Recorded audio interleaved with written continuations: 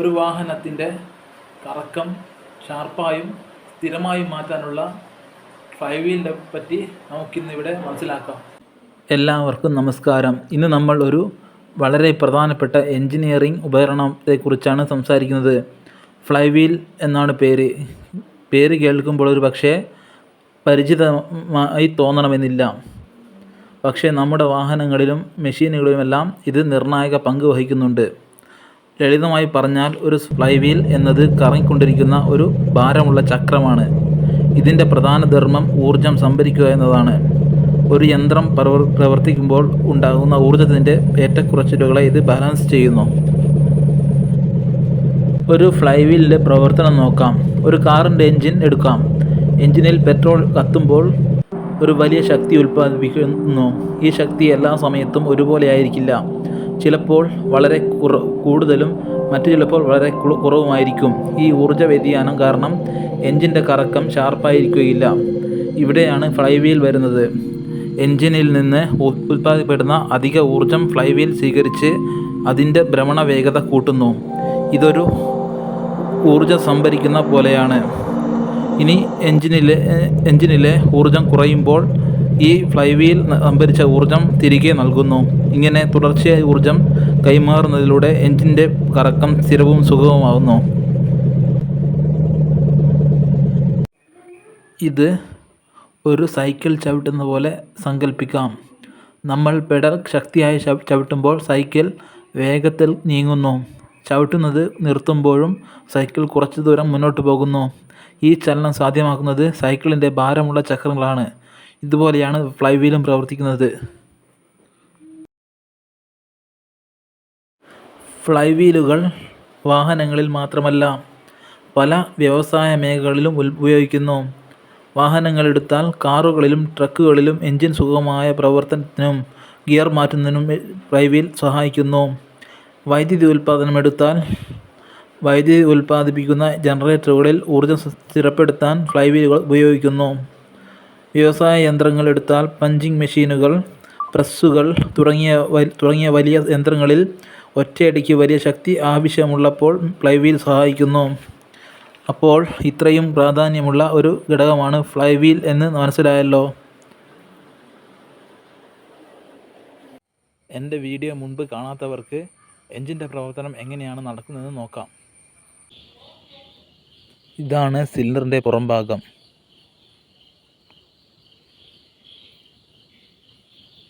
ഇതാണ് സിലിണ്ടറിൻ്റെ ഉൾഭാഗം. താഴോട്ടും മുകളിലോട്ടും ചലിക്കുന്നതാണ് പിസ്റ്റൺ. ഇത് ഇൻലെറ്റ് വാൾവ്.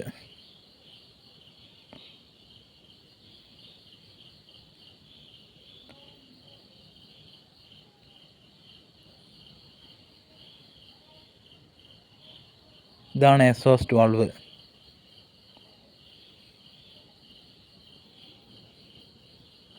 നടുവിൽ കാണുന്നതാണ് സ്പാർക്ക് പ്ലഗ്. ഇത് ക്രാങ്ക് ഷാഫ്റ്റാണ്.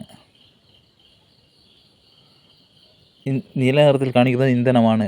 ചുവപ്പ് നിറത്തിൽ കാണിക്കുന്നത് ഇന്ധനം കത്തുന്നതാണ്.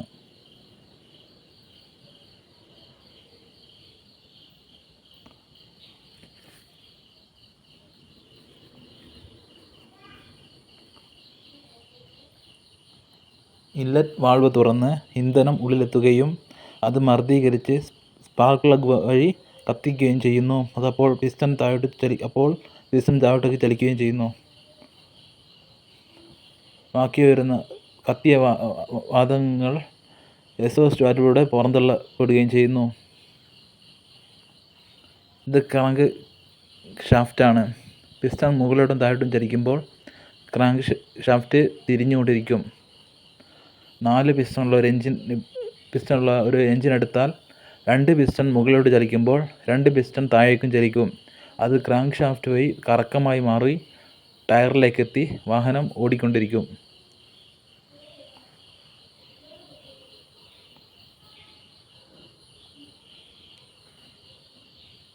ഇവിടെ പച്ചയിൽ കാണിക്കുന്നത് താഴോട്ടും മേലോട്ടാണ് കാണിക്കുന്നത്. അത് അങ്ങനെയല്ല വരിക, കറങ്ങിക്കൊണ്ടിരിക്കുകയാണ് ചെയ്യുക. ക്രാങ്ക് ഷാഫ്റ്റ് കറങ്ങിക്കൊണ്ടിരിക്കുകയാണ് ചെയ്യുക. സ്പാർക്ക് പ്ലഗിൽ നിന്ന് തീപ്പൊരിയായ സ്പാർക്ക് ഉണ്ടാകുന്നത് വഴിയാണ് ഇന്ധനം കത്തുന്നത്.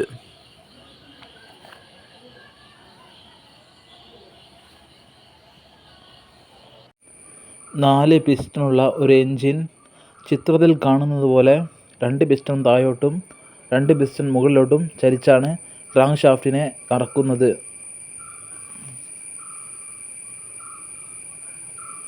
അതുവഴി വാഹനം ഓടിക്കൊണ്ടിരിക്കും.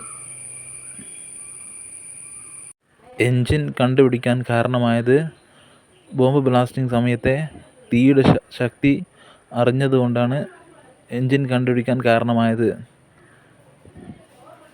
തീയുടെ പവർ പിസ്റ്റണെ തള്ളി താഴോട്ട് ചലിപ്പിക്കുകയാണ് ചെയ്യുന്നത്. സിലിണ്ടറിനുള്ളിൽ പെട്രോൾ കത്തുമ്പോൾ ഒരു ചെറിയ സ്ഫോടനം തന്നെ സംഭവിക്കുന്നു. ഇത് പിസ്റ്റണെ താഴോട്ട് തള്ളുന്നു. ഇതാണ് തീയുടെ ശക്തിയെന്ന് ഞാൻ പറഞ്ഞത്. പിസ്റ്റൺ വഴി ക്രാങ്ക് ഷാഫ്റ്റിനുണ്ടാകുന്ന കറക്കം ഇടയ്ക്ക് വെച്ച് ചാഞ്ചല്യം വന്നു പോകാതിരിക്കാനും കറക്കത്തിന് സ്ഥിരത നൽകാനും ക്രാങ്ക് ഷാഫ്റ്റിൻ്റെ അറ്റത്ത് ഫ്ലൈവീൽ കാണാം. നിങ്ങൾക്ക് ഈ വീഡിയോ ഇഷ്ടമായെങ്കിൽ ലൈക്ക് ചെയ്യാനും സബ്സ്ക്രൈബ് ചെയ്യാനും മറക്കല്ലേ.